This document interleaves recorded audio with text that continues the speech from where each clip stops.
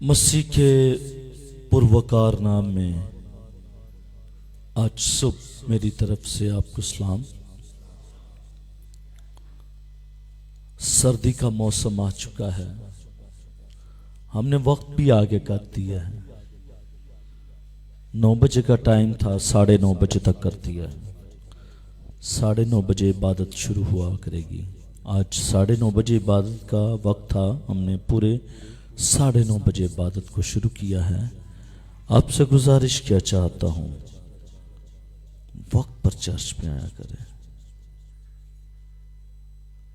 वक्त पर चर्च में आया करें। आप सारे काम वक्त पर करते हैं, आप सारे काम वक्त पर करते हैं ना?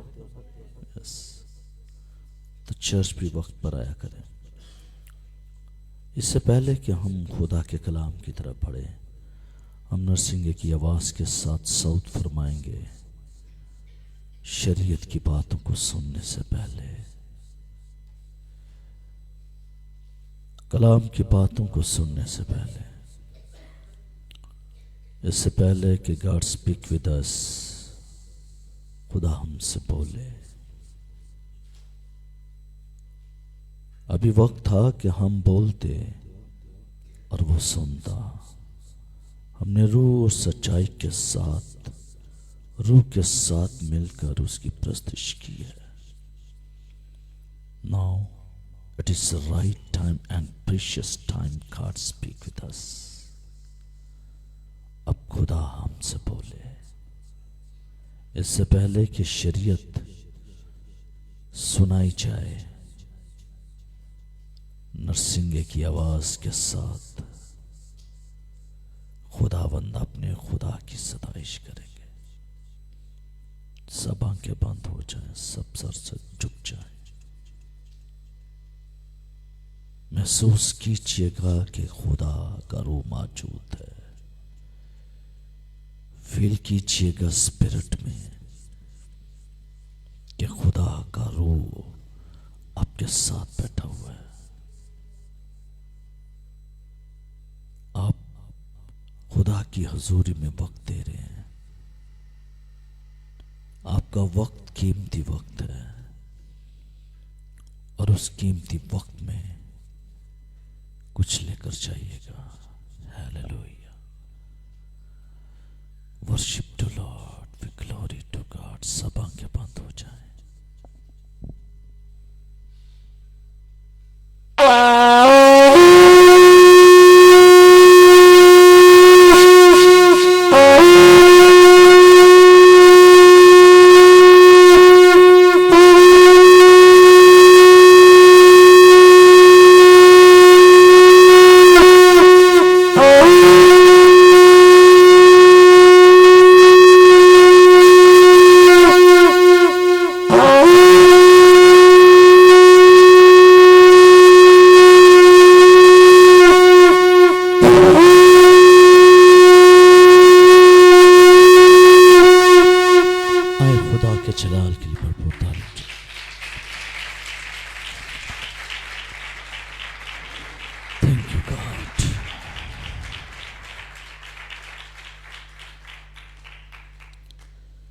जैसा कि आप सब लोग जानते हैं कि हमने मुकाशवा की किताब को शुरू किया था, लेकिन पिछले 2 अतवारों से खुदा ने मेरे दिल में ये बोझ डाला था कि कुछ खास टॉपिक हैं, उनके बारे में मैं तालीम दूं। तो सबसे पहले मैंने तालीम दी थी वालिदैन को कि वो अपने बच्चों की किस तरह परवरिश करें, मोहब्बत और प्यार के साथ। और दूसरी तालीम दी थी कि बच्चों को किस तरह अपने बाप और अपने मां की इज्जत करनी है, क्योंकि अब ये लम्हा फिक्रिया है कि औलाद हमारे हाथों से निकलती जा रही है। हमें अपनी औलाद की फिक्र करनी चाहिए और हमारी औलाद को हमारी इज्जत करनी चाहिए। इसी तरह का आज टॉपिक है love your church and respect your pastor. अगर बच्चों पर लाजिम है कि वो अपने पेरेंट्स की इज्जत करें, तो कलीसिया पर भी ये फर्ज आयद होता है कि वो अपने चर्च से मोहब्बत करे और अपने पासबान की इज्जत करे। इससे पहले कि मैं इस टॉपिक को लेकर आगे चलूं, you have to think about yourself. आप अपनी अपनी जिंदगियों पर गौर कीजिएगा, कर लीजिएगा। यह खूबसूरत वक्त है, यह खूबसूरत टाइम है कि क्या आप अपने चर्च से मोहब्बत करते हैं और अपने पासबान की इज्जत करते हैं या फिर नहीं। बाइबल मुकद्दस बड़ी खूबसूरती के साथ बयान करती है, लेकिन इससे पहले कि मैं इस बयान को लेकर आगे चलूं और बिब्लिकल थॉट्स, बिब्लिकल बातों को आपके साथ मिलकर बांटूं, इस प्रैक्टिकल सरमन को मैं आपके सामने रखूं, आप गौर कर लीजिएगा। मालूम है मुझे और मालूम है आपको कि आप कितना खुदा के घर से प्यार करते हैं और कितनी आप खुदा के खादमों की इज्जत करते हैं। यू नो वेरी वेल, आप खूबसूरत जज हैं, मैं जज नहीं, आप जज हैं। खुदा का कलाम आज जजमेंट करेगा और आपको आईना दिखाएगा और आपने आईना देखते रहना है, आपने आईना देखते रहना है और फिर अपनी जिंदगियों को एनालिसिस करना है। और फिर अगर वाकई आपका चेहरा खूबसूरत ट्रांसपेरेंट नजर आए इस आईने के अंदर, तो आपके लिए बरकत भी है, आपके लिए बरकत भी है। इसलिए अगर चेहरा खूबसूरत हो तो फिर चेहरे की खूबसूरती के बायस उसकी तारीफ तो होती है ना, कि नहीं होती। कल रात हम एक शादी पर थे, हमारी बेटी सामने है, सबा उसकी शादी थी। तो शादी के बाद वो यहां पर आए, तो यहां पर उन्होंने केक काटा, केक कटिंग सेरेमनी हुई, तो वो बना रहे थे, तस्वीरें बना रहे थे। तो यकीनन वो दोनों बड़े खूबसूरत लग रहे थे, नौजवान बच्चे थे, खूबसूरत लग रहे थे। तो यकीनन जब वो एक दूसरे को उन्होंने देखा होगा तो ये जरूर कहा होगा कि today you are looking very handsome and today you are looking very pretty. आप बड़ी खूबसूरत लग रही हैं और आप बड़े हैंडसम लग रहे हैं। ये कहेंगे रात को, सुबह को, और मेरी दुआ है कि सारी जिंदगी वो ये कहते ही रहें। आमीन। जब आपका चेहरा खूबसूरत होगा तो लोग कहेंगे कि आप खूबसूरत हैं। जब आपका चेहरा इस आईने के अंदर साफ और खूबसूरत नजर आएगा तो यही आईना आपको कहेगा कि यू आर लुकिंग वेरी खूबसूरत, you are looking very handsome, you are looking very pretty. या निकालिएगा मेरे साथ अमाल की किताब, उसका 20वां बाब और उसकी 28वीं आयत। अमाल की किताब उसका 20वां बाब और उसकी 28वीं आयत। सफा नंबर ने अहदनामे में 130 पर ये इक्तबास आपको मिलेगा। आए खुदावंद की आवाज को समात फरमाइएगा। बस अपनी और उस सारे गल्ले की खबरदारी करो जिसका रुल कुस ने तुम्हें निगहबान ठहराया, ताकि खुदा की कलीसिया की गल्लाबानी करो जिसे उसने खास अपने खून से मोल लिया। खुदा के पाक कलाम के पढ़े सुने और समझे जाने पर खुदा की खास बरकत हो सबके आमीन। मेरे अज़ीज़ों, मैं इस इक्तबास में से नहीं बल्कि इस इक्तबास में से कुछ बात को लेना चाहता हूं। इस इक्तबास, इस वर्स पर मैं प्रीच नहीं करूंगा, टेक्सुअल सरमन नहीं है मेरा, बल्कि मैं टॉपिकल कल मेरा सरमन होगा और उस सरमन को मैं आगे लेकर चलूंगा। अगर ये काम सिर्फ पासबान का है कि उसने चर्च कलीसिया के साथ मोहब्बत करनी है, तो क्या कलीसिया की भी जिम्मेदारी है, जो अपने आप को लीडर्स कहते हैं उनकी भी यह जिम्मेदारी है कि वो चर्च से, कलीसिया से वो मोहब्बत करें। और हमें पहली बात, हमें क्यों चर्च से मोहब्बत करनी है, हमें क्यों चर्च से प्यार करना है, इसकी भाई वजह क्या है कि हम चर्च से मोहब्बत करें। अगर ईमानदार हैं, अगर हम चर्च में आ रहे हैं तो हम क्यों चर्च से मोहब्बत करें, हमें चर्च से मोहब्बत क्यों करनी चाहिए। एक सवाल उठता है तो इसका जवाब बाइबल मुकद्दस के अंदर हमें मिलता है कि चर्च का ताल्लुक जो है वो मसीह के साथ है। चर्च का ताल्लुक मसीह के साथ है। अगर आप चाहते हैं कि अपना ताल्लुक, अपना रिश्ता, अपना नाता मसीह के साथ गहरा कर ले, तो जरूरत इस बात की है कि आपका ताल्लुक जो है, आपका जो रिश्ता है, वो कलीसिया के साथ, चर्च के साथ मजबूत हो जाए।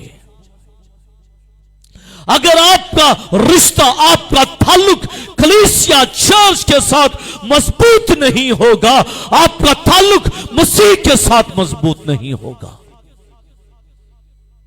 क्योंकि इस कलीसिया को, चर्च को मसीह ने अपना खून देकर मोल खरीदा है। परचेज किए हुए लोग हैं आप। और जो परचेज की हुई चीजें होती हैं ना, वो बड़ी कीमती लगती हैं, वो बड़ी कीमती लगती हैं। एक दिन मेरे भतीजे ने मुझे कहा, चाचू आप मोटरसाइकिल की चाबी लगा के जेब में ले जाते हैं, चर्च चले जाते हैं, चाबी ऊपर लगे रहने दिया करे। तो मैंने उसे आंसर दिया, बेटा अगर ये मोटर बाइक मेरे बाप ने लेकर दी होती तो यकीनन इसकी चाबी ऊपर लगी होती। क्योंकि इस मोटरसाइकिल को मैंने मोल खरीदा है, इसलिए इसको मैं अपने दिल की जेब के पास रखता हूं। जो चीजें खरीदी जाती हैं वो बड़ी ही कीमती चीजें होती हैं। मैंने तो वो मोटरसाइकिल पैसे के साथ खरीदा है, लेकिन आपको जो खरीदा गया है वो रुपए पैसे से नहीं खरीदा गया, बल्कि बेब के बर्रे के खून से आपको और मुझे खरीदा गया है। इसलिए वो आपकी नजर में आप कीमती लोग हैं, उसकी नजर में आप कीमती लोग हैं। और आपका ताल्लुक, आपका रिश्ता उसके साथ इसलिए गहरा है, वो इसलिए आपसे मोहब्बत करता है क्योंकि उसने आपको मोल खरीदा है। और रुपयों पैसों से नहीं, बकरे के खून से नहीं, बछड़े के खून से नहीं, बल्कि अपने ही खून से आपको मोल खरीद लिया है। और अगर आपको मोल खरीदा है तो यू आर वेरी प्रीशियस, आप बड़े ही कीमती हैं, आप बड़े कीमती लोग हैं, आप चर्च हैं। और चर्च से खुदा मोहब्बत करता है। क्यों मोहब्बत करता है? क्योंकि खुदा के बेटे ने आपको अपने खून से खरीदा हुआ है।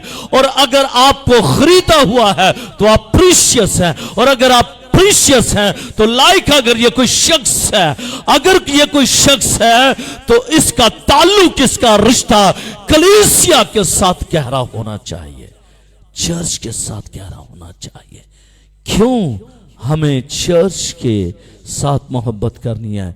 इसलिए मोहब्बत करनी है क्योंकि अगर इस शख्स का ताल्लुक, रिश्ता आपके साथ गहरा होगा तो इस शख्स का ताल्लुक, रिश्ता मसीह के साथ गहरा होगा। अगर कोई एक ऐसा शख्स है जिसका ताल्लुक, जिसका रिश्ता, रिलेशनशिप कलीसिया के साथ, चर्च के साथ गहरी वाबस्तगी नहीं है, तो उसका ताल्लुक, उसका रिश्ता मसीह के साथ कभी मजबूत नहीं हो सकता। जो शख्स ये कहता है कि मैं घर में बैठकर दुआ कर लेता हूं, तो उसका ताल्लुक जो है वो मसीह के साथ उस तरह गहरा नहीं हो सकता। Last week when I came back from Lahore FC college, तो मुझे एक इनविटेशन दिया गया कि पादरी साहब आपने हमारे घर से होकर जाना है। तो मैं उनके घर से होकर गया। बड़ा उन्होंने मेरी खातिर तवाज़ा की। उनके बुजुर्ग भी बैठे, तो वो मुझे बात बता रहे थे, पादरी साहब मैं चर्च नहीं जाता। मैंने कहा जी बहुत खूब बात है।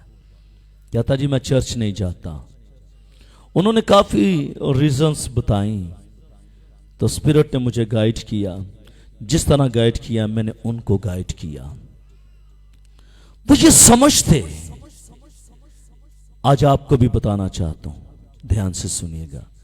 वो ये समझते कि जब मैं पादरी साहब को, अपने पादरी साहब को देता हूं, फिर इनका चूल्हा जलता है। तो मैंने उनको कहा, मैंने कहा ये आपका बहुत बड़ा वहम और बहुत बड़ा गुमान है। बुजुर्गों, आपकी उम्र 70-75 साल हो गई है, आपका एक बहुत बड़ा गुमान है। मैंने कहा आपने जो मेरे सामने रखा है इट्स वेरी प्रीशियस, बहुत ही डिलीशियस है। मैंने खाया, मुझे अच्छा लगा। मेरे साथ एक दोस्त था, मैंने कहा आप मुझे बताएं, आप कल मेरे घर में आए थे, आप एक पादरी साहब को लेकर मेरे घर में आए थे। बताइएगा जब मैंने आपको चाय पेश किया है तो उसके साथ लवाजमात क्या थे? क्या ये लवाजमात थे या इससे बढ़कर थे? क्या लवाजमात थे? लदम बताइएगा इनको। उन्होंने फिर लवाजमात बताए और मैंने उन्हें बताया, बुजुर्गों आपके दिए हुए रुपए पैसों से हमारा चूल्हा नहीं चलता। हमारा चूल्हा चलता है तो खुदा के वसीले चलता है, खुदा की कुदरत के वसीले से चलता है, आम नहीं है। मत सोचिएगा कि जब आप अपने पादरी को कुछ देते हैं तो उनका चूल्हा जलता ना। पादरी का चूल्हा आपके दिए हुए पैसों से नहीं चलता, बल्कि पादरी का चूल्हा खुदा की कुदरत से चलता है। आमीन, खुदा की कुदरत से चलता है। अगर किसी के ज़हन में यह बात है, जो यहां पर बैठे हैं वो, या जो कुछ सुन रहे हैं मेरी बात को, वो सुन लीजिएगा, वो सुन लीजिएगा कि वो एक बड़े गुमान के अंदर हैं। वहम है उनकी जिंदगी में, निकाल दीजिएगा ये वहम, क्योंकि हम स्पेशल लोग हैं। वी आर स्पेशल वन, हम स्पेशल वन है। मैं बाजी उमा को अक्सर ये बात कहता हूँ, बाजी उमा है तो 2 कदम, है तो 2 कदम का फासला, लेकिन इस 2 कदम के फासले के पीछे 30 साल की मेहनत छिपी पड़ी हुई है। 30 साल, जो ये कहते हैं ना और मैं भी इधर ऊपर आके कर सकता हूँ, नहीं, पीछे 30 साल की मेहनत छिपी होती है। फिर खुदा के प्लान के अंदर ये चीज़ें होती हैं। क्या? खुदा के प्लान के अंदर चीज़ें होती हैं। मैंने तो कभी सोचा भी नहीं था कि पादरी बनूंगा, लेकिन this is plan of God. ये खुदा के मंसूबे के अंदर बात थी और उसने मुझे अपना खादिम होने के लिए उसने बुला लिया। सबसे पहली बात, हमें क्यों चर्च से मोहब्बत करनी चाहिए? हमें इसलिए चर्च के साथ मोहब्बत करनी चाहिए क्योंकि यीशु मसीह ने चर्च को खून के वसीले से मोल खरीदा हुआ है और उसका ताल्लुक चर्च के साथ गहरा ताल्लुक है। उसका कलीसिया के साथ गहरा ताल्लुक है और जो जिंदगियां इस ताल्लुक के अंदर आ जाती हैं वो स्पेशल लोग होते हैं।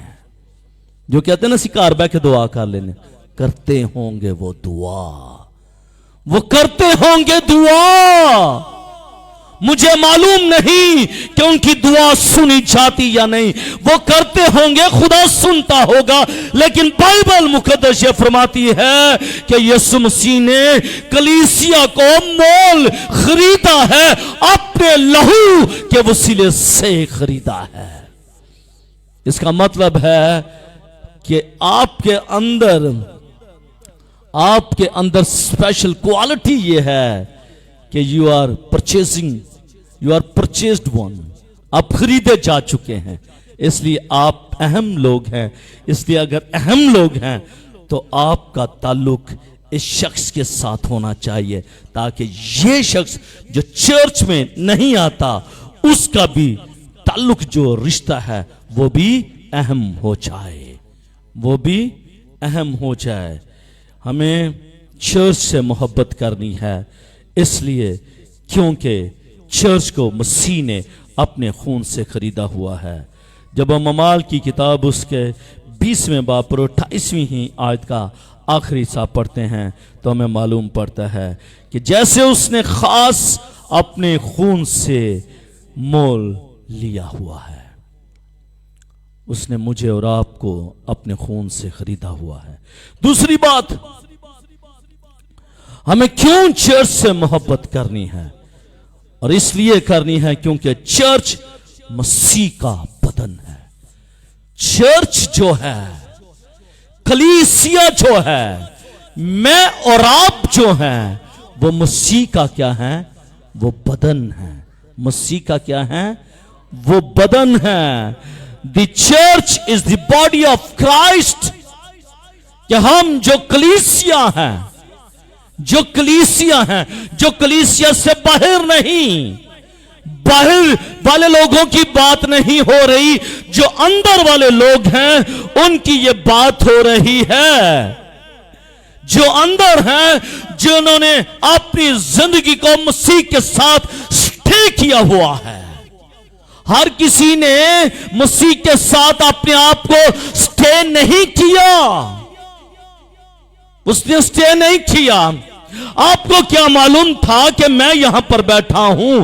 हां, बदनी लिहाज से तो मैं बैठा हुआ हूं यहां पर, लेकिन क्या मैं स्पिरिट के एतबार से, जहन के एतबार से, दिल के एतबार से, क्या मैं इस जगह पर बैठा हुआ हूं या फिर नहीं बैठा? इसलिए चर्च मसीह का बदन है। चर्च मसीह का बदन है। बाइबल मुकद्दस फरमाती है, 1 कुरिन्थियों उसका 12वां बाब और 27वीं आयत में लिखा है, इसी तरह तुम मिलकर मसीह का बदन हो। इसी तरह तुम मिलकर, क्या? तुम मिलकर मसीह का बदन हो और फर्दन उज़्ज़ा हो। लेकिन जो जिंदगियां उस डे के अंदर ही नहीं आएंगी, जो जिंदगियां उसके गले में शामिल ही नहीं होंगी, किस तरह वो मसीह का बदन हो सकती हैं? और जो मसीह का बदन नहीं है वो चर्च से मोहब्बत नहीं कर सकते। चर्च से मोहब्बत करने के लिए you have to stay with church. आपको चर्च के साथ स्टे करना पड़ेगा। अगर आप चर्च के साथ स्टे करते हैं, आप चर्च में रहते हैं, आप चर्च के साथ जुड़े रहते हैं, आप चर्च के साथ मिले रहते हैं, तो फिर आप मसीह के बदन हैं। आप मसीह के बदन हैं। लेट मी नो प्लीज, कितनी हड्डियां होती हैं एक बदन में? 306। कितनी? 206। कितनी हड्डियां? उज़्ज़ा कितने हैं? सॉरी, 600 उज़्ज़ा हैं। ओके, 600 उज़्लात हैं। लाइक मेरी दोनों आंखें मेरे घर में हो तो क्या मेरा बदन पूरा हो सकता है? क्या मेरे एक बाजू जो है वो घर में पड़ी हुई है तो मैं यहां पर चर्च में आ गया हूं, तो क्या मेरे अज़ाब पूरे हो सकते हैं? क्या मेरी बाजू जो घर में पड़ी हुई है ये वो काम कर सकती है जिस तरह ये मेरे बाजू अभी काम कर रहे हैं, जिस तरह ये जुड़े हुए हैं उस तरह काम कर सकते हैं? नहीं कर सकते। अगर आपका शौहर, अगर आपकी बीवी, अगर आपके बच्चे, अगर आपके फोर फादर्स, अगर वो घर में पड़े हुए हैं तो वो बदन के साथ जुड़े नहीं हैं, वो बदन के साथ जुड़े नहीं हैं। वो तो भाई घर में पड़े हुए हैं, वो उस तरह काम नहीं कर सकते जिस तरह वो इस बॉडी के साथ काम कर रहे हैं। Got it? ऐसा ही है कि नहीं है? बड़ी सादी सी बात है। जब ये हड्डियां ये आपस में मिल जाएंगी तो ये खूबसूरत काम करेंगी। अगर मेरी आंखें नहीं तो मैं उस तरह से पढ़ नहीं सकूंगा, मेरे लिए मुश्किल हो जाएगा, क्योंकि मेरी आंखें तो घर में पड़ी हुई हैं। इसलिए जरूरत इस बात की है, कलाम यह फरमाता है कि इसी तरह तुम मिलकर मसीह का बदन हो। अगर आप एक दूसरे के साथ मिलजुल कर रहेंगे, अगर आप एक दूसरे के साथ आपसी मोहब्बत रखेंगे, तो फिर आप मसीह के बदन हो। तो जो कोई रफाकत रखने के लिए बाहर से अंदर ही नहीं आएगा तो वो इट्स डिफिकल्ट फॉर देम, उनके लिए ये मुश्किल हो जाएगा। इसलिए हमें चर्च से मोहब्बत इसलिए करनी है क्योंकि चर्च जो है वो बॉडी ऑफ क्राइस्ट है, वो मसीह का बदन है। इसलिए मसीह के बदन से हमने मोहब्बत करनी है। आमीन। तीसरी बात, चर्च से मोहब्बत पुख्तगी को जाहिर करती है, पुख्तगी को जाहिर करती है, मैच्योरिटी को जाहिर करती है। क्या करती है? मैच्योरिटी को जाहिर करती है। एक लफ्ज है मैच्योर, एक लफ्ज है मैच्योर, दूसरा लफ्ज है इनमैच्योर। एक लफ्ज है, बोलिएगा, दूसरा लफ्ज है इनमैच्योर। इंग्लिश के टीचर बैठे हुए हैं, ऐसे ही है, इनमैच्योर ही कहते हैं। और जो बच्चा इनमैच्योर होता है, जो बच्चा इनमैच्योर होता है, स्टाफ्स बताए, डॉक्टर्स बताए, वो बच सकता है, वो बच सकता है। क्या होता है? क्या होता है? बताइएगा। डेथ हो जाती है, मौत वाक़ई हो जाती है। पुख्तगी के लिए, मैच्योरिटी के लिए, स्पिरिचुअल मैच्योरिटी के लिए जरूरत है कि जिंदगी को मैच्योर लोगों के दरमियान में रहने की जरूरत होती है। जब जिंदगियां मैच्योर फेलोशिप में आती हैं वो मैच्योर होती जाती हैं, और जो फेलोशिप में नहीं आती, जो चर्च में नहीं आती, वो इनमैच्योर रह जाती हैं, और जो इनमैच्योर रह जाती है वो मर जाती है, वो मर जाती है। सेव योर फैमिलीज, बचाइएगा अपने खानदान वालों को। बीवियां अपने शोहरों को, और शोहर अपनी बीवियों को, और वालिदैन अपने बच्चों को, और बच्चे अपने वालिदैन को सेव कर लें, मैच्योर कर लें। उनको इन मैच्योरिटी में से निकाल लीजिएगा, बिकॉज इट्स आवर रिस्पॉन्सिबिलिटी। ये मेरी और तेरी जिम्मेदारी बनती है कि तू और मैं अपने खानदान को सेव कर ले। ऐसा ना हो कि वो इन मैच्योरिटी की हालत में वो रहें, और जब वक्त आए तो वो मौत का शिकार हो जाएं। Loving the church shows spiritual maturity. Church से मोहब्बत रूहानी पुख्तगी को जाहिर करती है।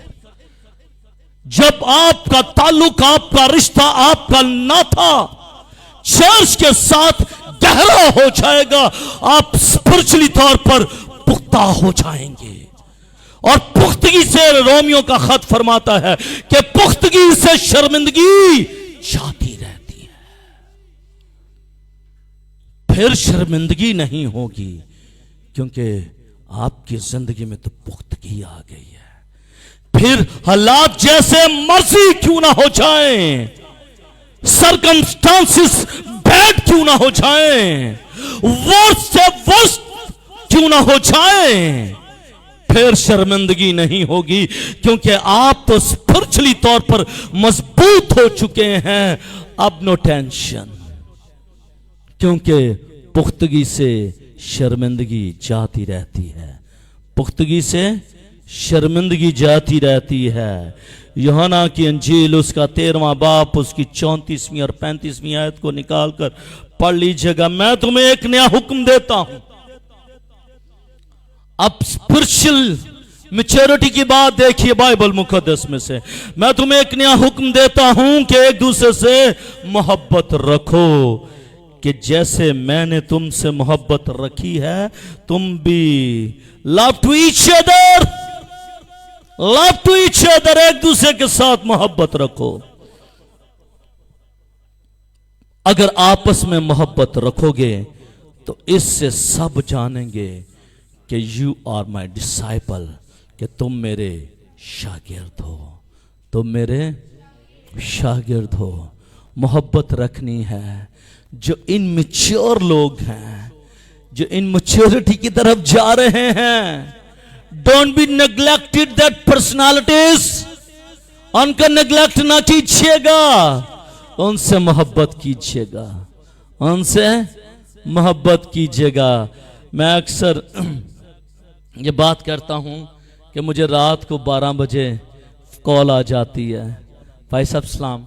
मैं कहता हूं सलाम जी, क्या हाल है? भाई साहब बस ही ठीक है। मैंने कहा हाँ जी बताएं। भाई साहब चाय पीनी है, भाई साहब चाय पीनी है। रात के 12 बजे हैं यार, वो कल पी लेंगे, कल चलेंगे टाइम से। भाई साहब हम आपके दरवाजे के बाहर खड़े हैं। अच्छा चलो मैं आता हूँ। कपड़े चेंज किए, जाना मोटरसाइकिल पर रही है ना, ना ना मोटरसाइकिल से नहीं जाना, उनको पता है गाड़ी दरवाजे पर। भाई साहब गड्डी की चाबी भी लाया जे। अच्छा ठीक है, गाड़ी की चाबी भी लेकर आते हैं, फिर ले जाते हैं सिविल अस्पताल के सामने। 12 बजे से लेकर रात 2 बजे तक बिठाते भी हैं। कितने बजे तक? राती 2 बजे तक बिठाते भी ने। फिर गल्लां भी कर देने, कदी ये तल दियां कदी वो तल दियां, एवं सिरगट भी पीण गया है। भाई साहब उस माफ़ी चाहने ज़रा चाह दे नाल पीनी है, तुम पी लो, कोई बात नहीं पी लो। पागल नहीं हूं मैं पागल नहीं पेट्रोल साड़ रहा हूं, मैं पागल नहीं 2 घंटे टाइम दे रहा हूं, मैं पागल नहीं रात को जो सा रेस्ट का टाइम है मैं उनके साथ गुजार रहा हूं। What is cause behind this curtain? इस पर्दे के पीछे क्या है? कुछ ना तो कुछ छिपा हुआ है ना इस पर्दे के पीछे। वो क्या है? क्या है? क्या है? मोहब्बत है। वो क्या है? मोहब्बत है। इन मैच्योर लोगों के साथ, ताकि वो मैच्योर हो जाएं और वो मसीह के पास आ जाएं और वो मसीह के बदन का हिस्सा बन जाएं। आमीन आमीन। इसलिए अगर रात को 12 बजे से 2 बजे तक के दरमियान मुझे सिविल हॉस्पिटल के सामने कोयटा चाय शॉप पर देखे तो परेशान ना होइएगा, है परेशान ना होइएगा, क्योंकि मैं वहां पर जाता हूं नौजवानों के साथ और वहां पर बैठता हूं मैं। आमीन। और मैं ईमान रखता हूं one day they will come, they will come, they will. मैं ईमान रखता हूं कि एक एक लम्हा, एक एक वक्त, एक एक घड़ी जो उसके लिए आप देते हैं उसका अजर मिलता है आपको। चूल्हे ऐसे नहीं जलते, चूल्हे ऐसे ही नहीं जलते। You have to do something. आपको बिहाइंड द कर्टन कुछ करना पड़ता है, चूल्हे खुद जल पड़ते हैं। आमीन। मालूम भी नहीं पड़ता चूल्हे कहां से चल रहे हैं, मालूम नहीं पड़ेगा फिर। क्यों? क्योंकि आप खुदा का काम करें। आप कुछ करें तो सही, आप कुछ करें। जब आप कुछ करेंगे खुदा बहुत कुछ कर देगा। जब आप कुछ करेंगे खुदा बहुत कुछ कर देगा। रात को हम इस गली में से आने लगे, शेबी के गली से आने लगे। मैंने कहा नहीं, मैंने अपने कदमों को पीछे कर लिया। मैंने अपने खानदान को साथ में, कुछ और लोग थे, मैंने कहा अगली गली से जाएंगे। कहते कि मैंने कहा मुझे इस गली में हिम्मत नहीं पड़ती कि मैं इस गली में जाऊं, क्योंकि इस गली में से एक नौजवान गुजर गया है। मैंने बहुत समझाया, बहुत कोशिश की उसको, बहुत वक्त दिया, लेकिन मालूम नहीं कि क्या हुआ और वो हमें छोड़कर इस दुनिया से कूच कर गया। मालूम नहीं कि वो इस दुनिया से जब कूच किया उस वक्त उस खानदान की कंडीशन क्या थी।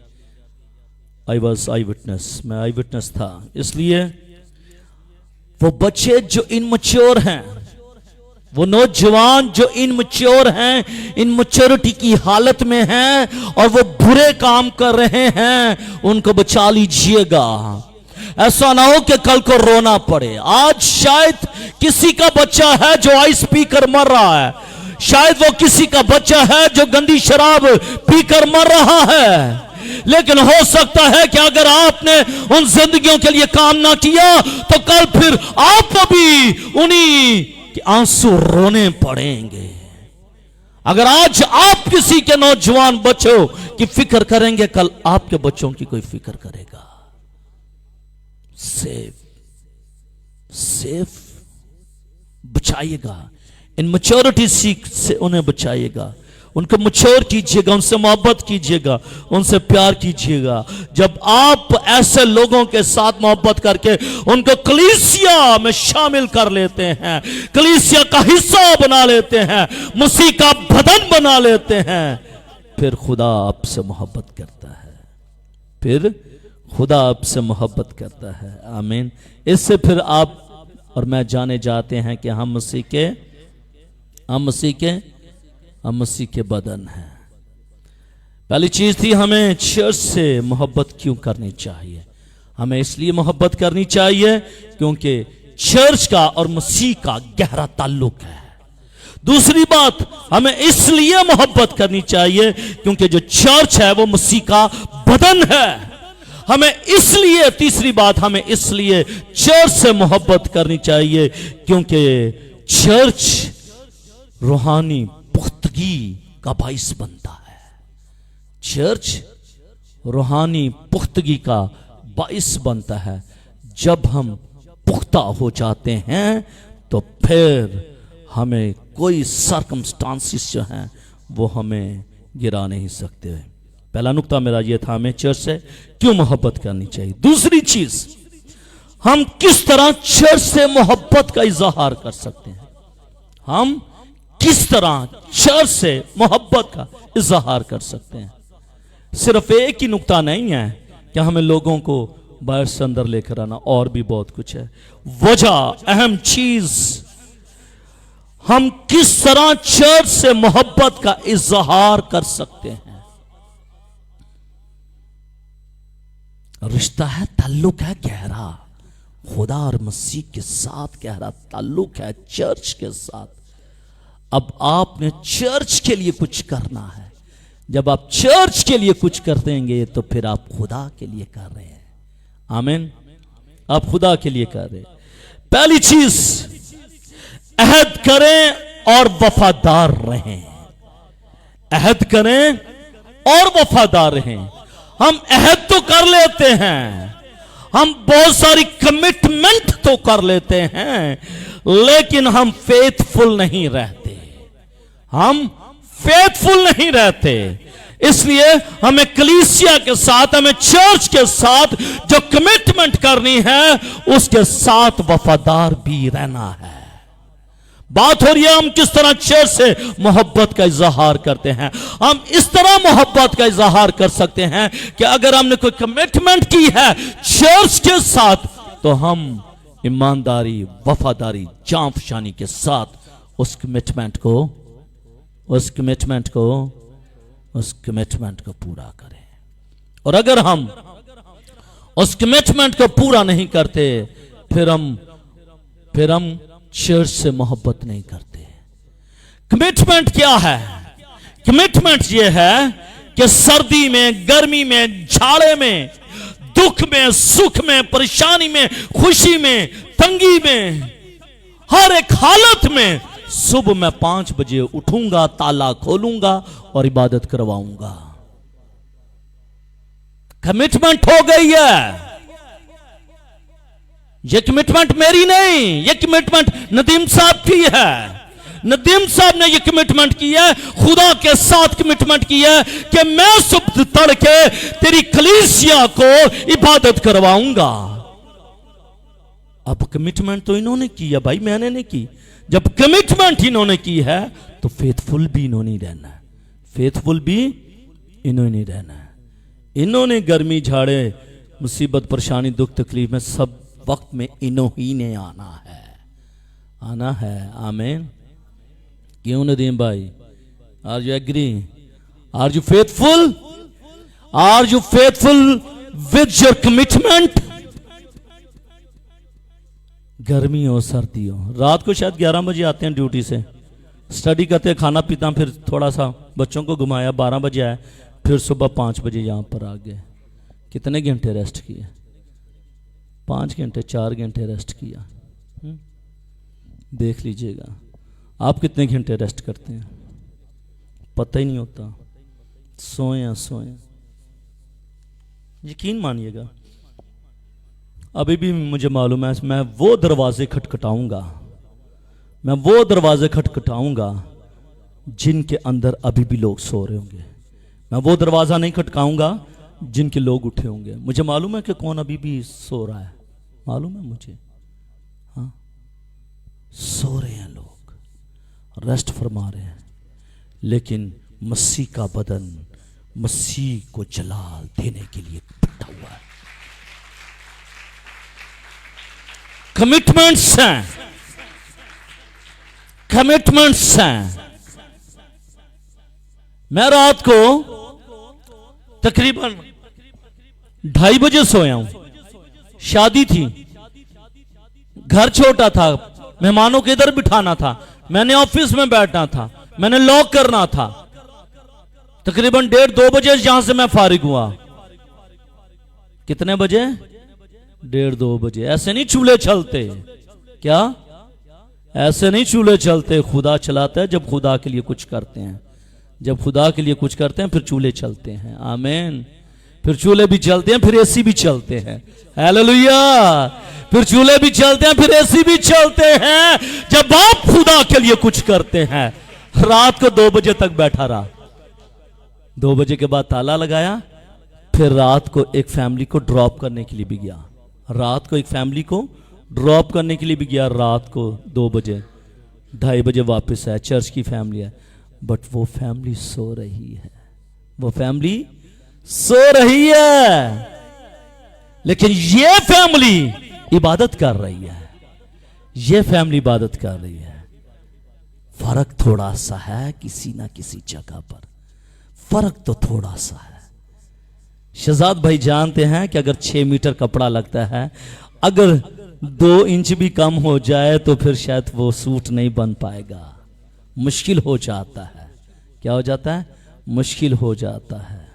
इसलिए जो कमिटमेंट्स की हैं आपने, उनके साथ फेथफुल हो जाएं। जब आप उनके साथ फेथफुल हो जाएंगे, ये आपका चर्च के साथ मोहब्बत का इजहार है। दूसरी बात, अपने तुहाइफ के साथ खुदा के घर की खिदमत करना। अपने तुहाइफ के साथ खुदा के घर की खिदमत करना।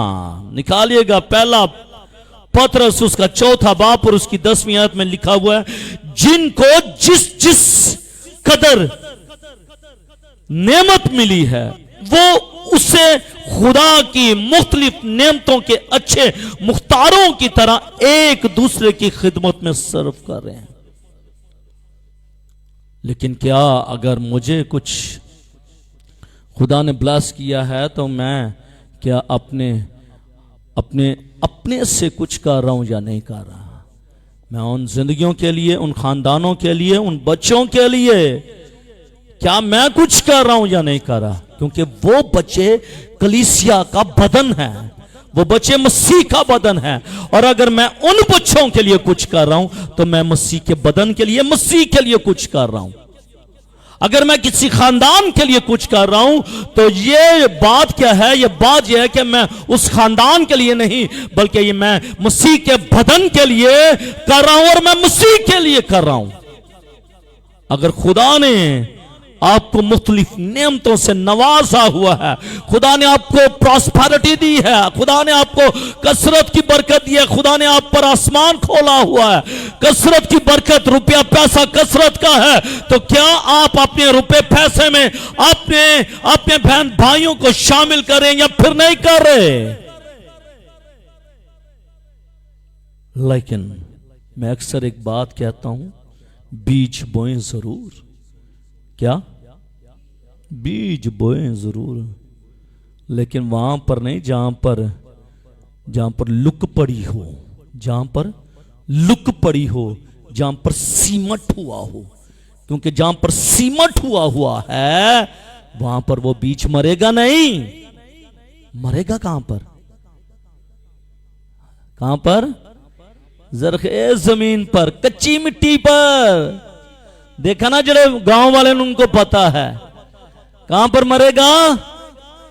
जरखे जमीन पर। क्या सर भाई की जमीनें भी हैं, इस दफा गंदम भी बोई थी, तो क्या मुझे मालूम पड़ा है कि इन्होंने अपने भाई को भी गंदम भेजी है। I am right? इस दफा इन्होंने अपने भाई को भी गंदम में से हिस्सा भेजा है।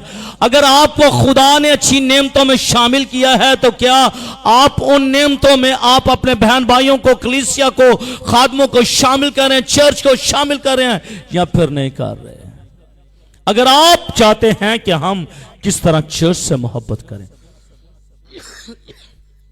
तो चर्च से मोहब्बत करने के लिए उन नेमतों में दूसरों को शामिल करें, उन नेमतों में दूसरों को शामिल करें।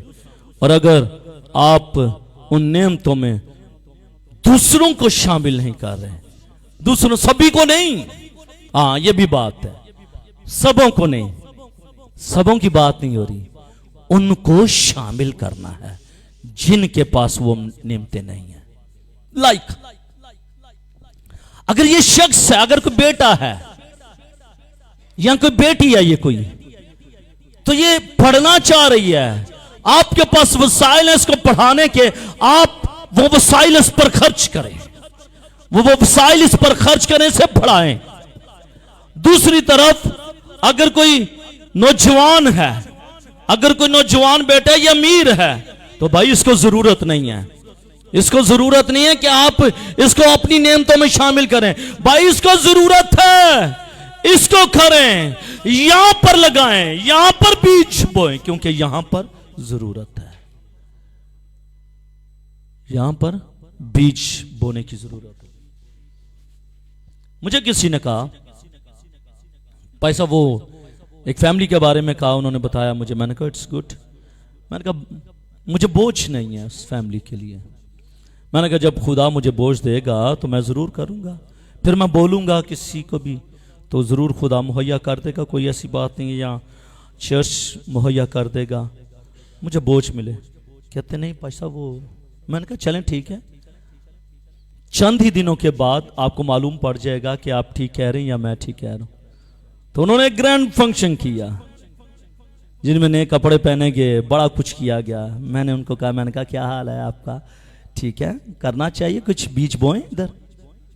चुप हो गए, फिर चुप हो गए।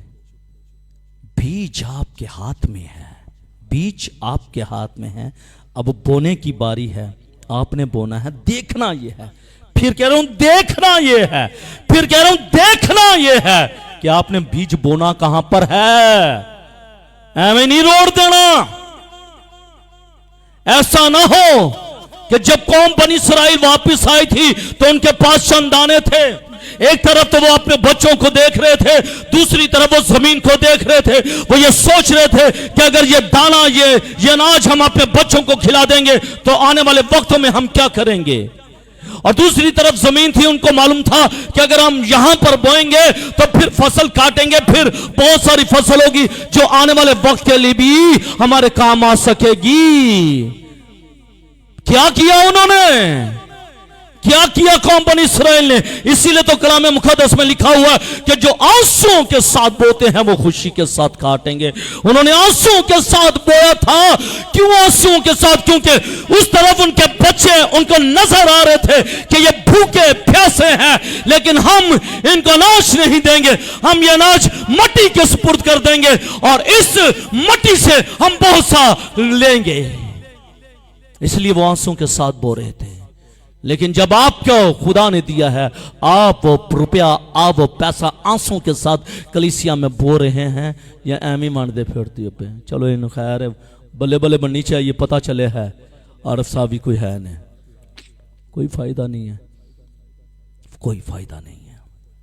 इसलिए हम किस तरह चर्च से मोहब्बत का इजहार कर सकते हैं? हम इस तरह चर्च से मोहब्बत का इजहार कर सकते हैं कि जब आप मसीह के बदन की फिक्र करेंगे। आमीन। चौथी बात, माफ करें और तकसीम ना करें। माफ करें और तकसीम ना करें।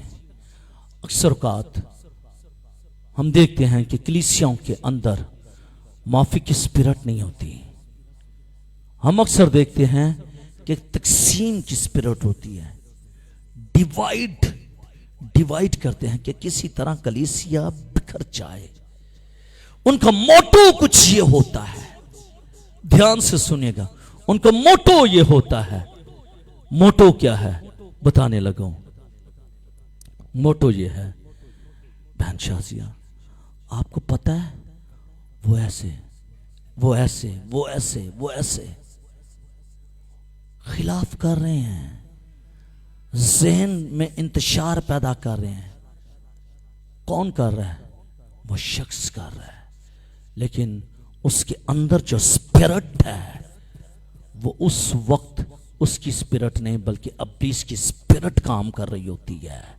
अब्लीसी स्पिरिट काम कर रही होती है जो खानदानों को आपस में तकसीम कर देती हैं।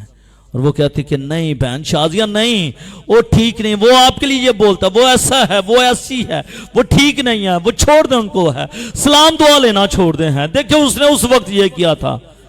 ये तकसीम का अमल हो रहा है।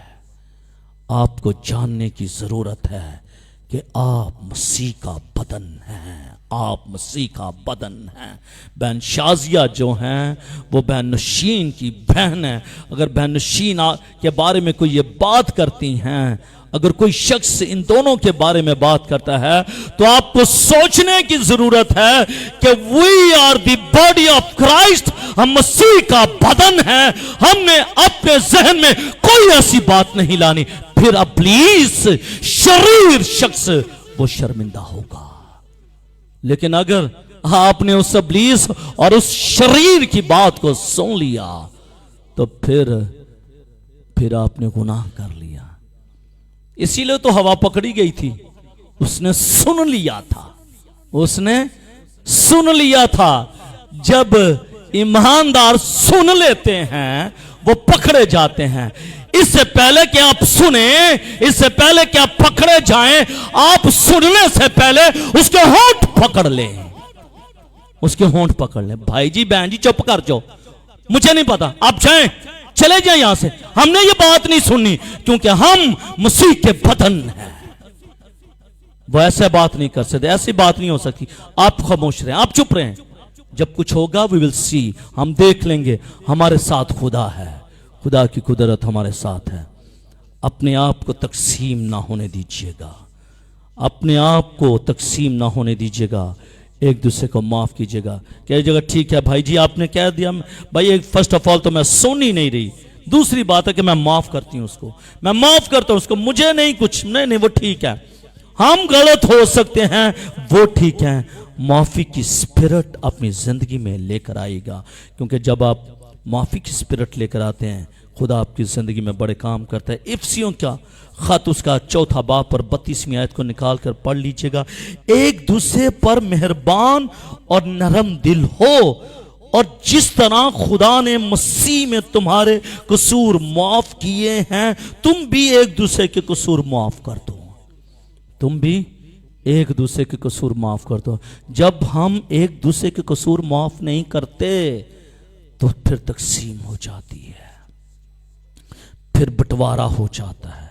और जब बंटवारा हो जाता है फिर सांस लेना मुश्किल हो जाता है, फिर सांस लेना मुश्किल हो जाता है।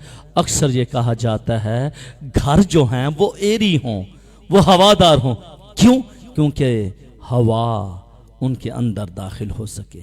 लेकिन जब 2 भाइयों में, 3 भाइयों में, 4 भाइयों में तकसीम हो जाती है, वही एक हाथे को क्या लाइन लग जाती है, दीवार चुन ली जाती है, तो फिर उस आधे हाथे में, एक मरले में फिर सांस लेना मुश्किल हो जाता है, सांस लेना मुश्किल हो जाता है। इसलिए फॉरगेट इट, तरक कर दीजिएगा इन बातों को, इन चीजों को तरक कर दीजिएगा, तकसीम के अमल में से निकल आएगा।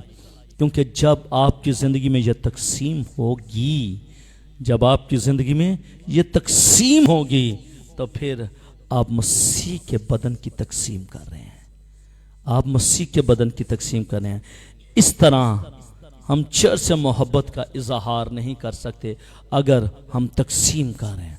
अगर चर्च को तकसीम कर रहे हैं तो हम चर्च के अंदर मोहब्बत नहीं करते। अगर हम अपने ख़ानदानों के अंदर तकसीम कर रहे हैं तो फिर हम अपने ख़ानदानों में मोहब्बत नहीं कर सकते। मैंने देखा बहुत सारे चर्चिस को तकसीम होते हुए देखा मैंने।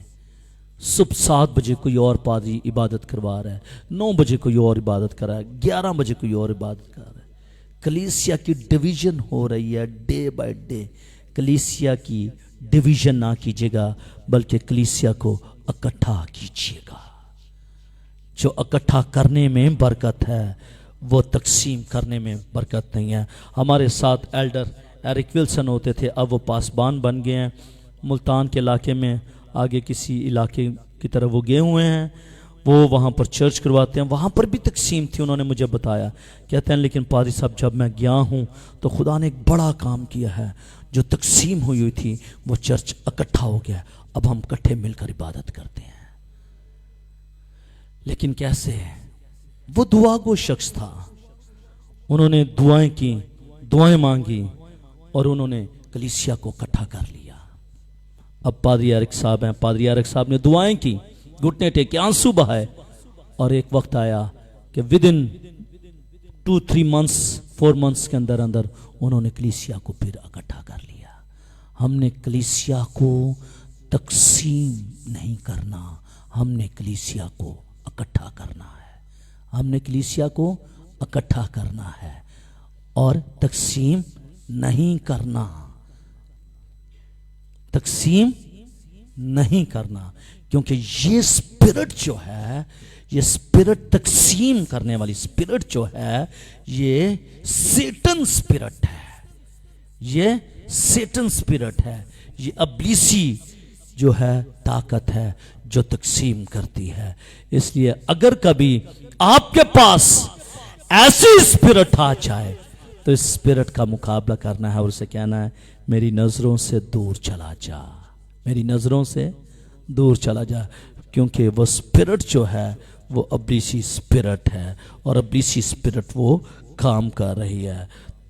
5वीं बात, हमें किस तरह चर्च से मोहब्बत का इजहार करना है। हमें ईमानदारों और लीडरों के लिए दुआ करनी है। हमें ईमानदारों के लिए और लीडरों के लिए दुआ करनी है।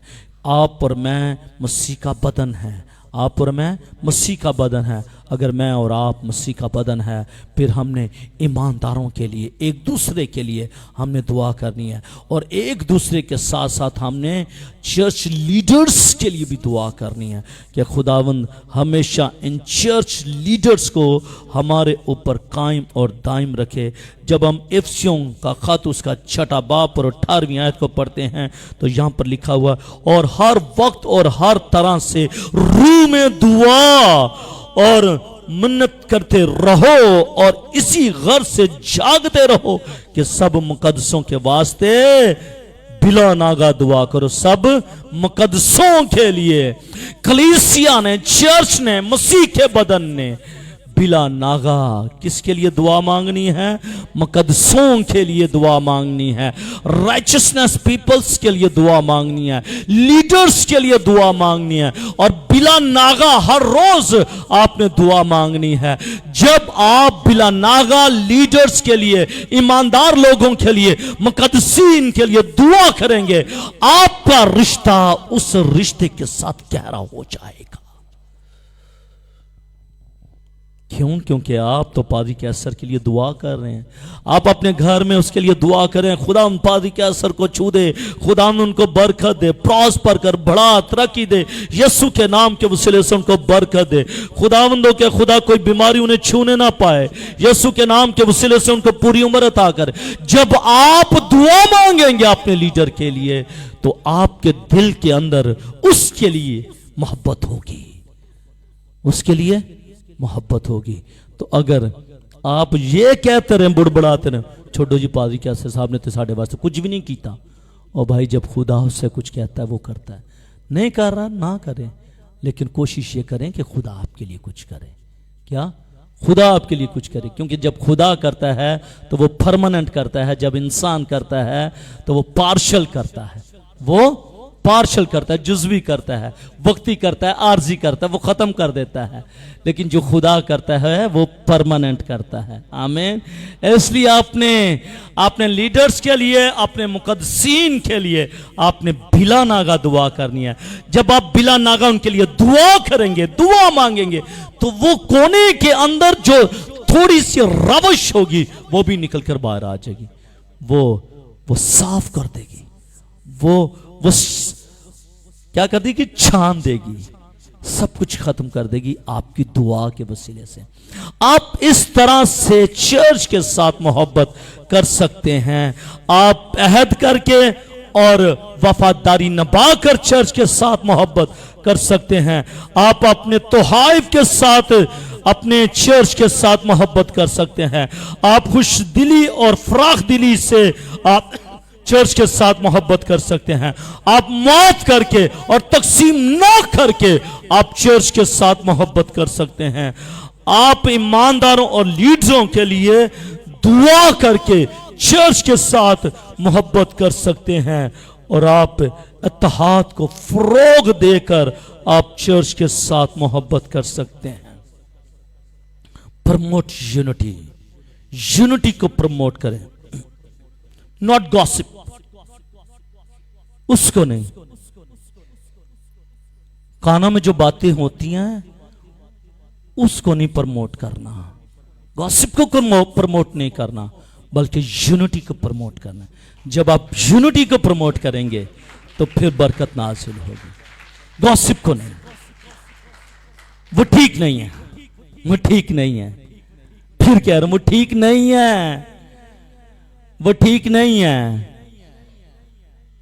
फिलदास, अगर आपको शाहजेब कोई बात कहे तो आप कहें नहीं भाई ये ठीक बात नहीं है, सोनू अच्छा है, वो बहुत अच्छा है, वो मुझसे अच्छा है। आप इस तरह की बातें ना करें, इट्स नॉट गुड। आप खामोश कर दें शाहजेब को। जब आप एक दफा खामोश कर देंगे ये खामोश हो जाएगा, उसे मालूम पड़ जाएगा कि फिलदास तो मेरी बात नहीं सुनता। फिर लेकिन चूंकि शाहजेब को यह आदत पड़ी हुई है, फिर इसने छोड़कर फिर शायद अलीशा के पास चला जाए। जब अलीशा ये कहे, फिर इस तरह पूरी कलीसिया के पास ये चला जाए, तो आगे से इसको रिस्पांस क्या मिले? रिस्पांस यूनिटी का मिले। तो फिर इसके अंदर जो गॉसिप की स्पिरिट है वो भी निकल जाएगी, क्योंकि इसको रिस्पांस नहीं मिला। जब आप रिस्पांस देंगे इसको, परवान चढ़ेगी। 1 से 2, 2 से 3, 3 से 4 होते जाएंगी ये स्पिरिट्स। इसलिए उन स्पिरिट्स को आपने और मैंने किल करना है, मैंने और आपने किल करना है। जब मैंने और आपने उन स्पिरिट्स को किल करेंगे तो फिर चर्च यूनाइट होगा, चर्च के अंदर इत्तेहाद होगा, चर्च के अंदर मोहब्बत होगी, चर्च के अंदर यगानगत होगी, और चर्च जो मसीह का बदन है वो परवान चढ़ेगा और वो बढ़ेगा और वो तरक्की करेगा। आमीन। This is the topic of love your church. अपने चर्च से मोहब्बत करें, अपने चर्च से मोहब्बत करें। और दूसरी बात थी रिस्पेक्ट योर पास्टर, ये नेक्स्ट टॉपिक में हम लेकर जाएंगे, लेकिन अभी इस दफ़ा हम सिर्फ एक ही टॉपिक को देखेंगे कि love your church, love your church. आप किस तरह से चर्च से मोहब्बत कर सकते हैं, ये मैंने अभी आपको बताया। और मैं ईमान रखता हूँ कि इससे पहले अगर आपकी ज़िंदगी में वो मोहब्बत जो चर्च के साथ नहीं थी, आज के बाद वो मोहब्बत को अपनी ज़िंदगी में कायम कीजिएगा, क्योंकि चर्च मसीह का बदन है। इसको जख्म ना लगाइएगा, इसको ज़रब ना दीजिएगा, इसको जुदा करने की कोशिश ना कीजिएगा, क्योंकि ये मोल खरीदे हुए हैं, ये कीमती और सच्चे मोती हैं जो मसीह ने आपको खरीदा हुआ है। इसलिए इनको डिस्ट्रॉय करने की कोई शख्स कोशिश ना करे, क्योंकि जो जिंदगी चर्च को, कलीसिया को डिस्ट्रॉय करने की कोशिश करती हैं, वो खुद डिस्ट्रॉय हो जाते हैं। डिस्ट्रक्शन उनकी जिंदगी में आ जाती है। इसलिए मैं नहीं चाहता कि आप डिस्ट्रक्ट हो जाएं। मैं चाहता हूं आप परवान चढ़ें। मैं चाहता हूं कि जब मसीह आए आप उसके जलाल के लिए इस्तेमाल हो। आमीन। आप उसके जलाल के लिए इस्तेमाल हो। आप 4 जानदार, 24 बुजुर्ग और 1,44,000 अशखास के साथ मिलकर हालेलुया के नारे लगाते रहें। आमीन। कल हमारी चर्च की एनिवर्सरी है। कल हमारे चर्च की एनिवर्सरी है। Love your church, love your church, love your church. अपने चर्च से मोहब्बत कीजिएगा। एक साफ सफ़े पर मैंने कुछ लोगों के नाम लिखे हुए हैं और इन नामों को कुछ मैं ड्यूटीज देना चाहता हूं। तो चर्च के बाद सारे हजरात यहाँ पर ठहरें। मैं उनको जो ड्यूटी दूंगा, मैं ईमान रखता हूँ कि वो बड़ी ईमानदारी और बड़ी जांफशानी के साथ खुदा को सामने रखते हुए इस खिदमत को करेंगे। क्यों करेंगे? क्योंकि चर्च मसीह का बदन है और हमने उसको डिस्ट्रॉय नहीं करना, बल्कि हमने इसको यूनाइट करना है। हमने इसे यूनाइट करना। खुदा मुझे और आपको इस कलाम के वसीले से बड़ी बरकत दे। आमीन। आइए अपनी आंखों को बंद कीजिएगा।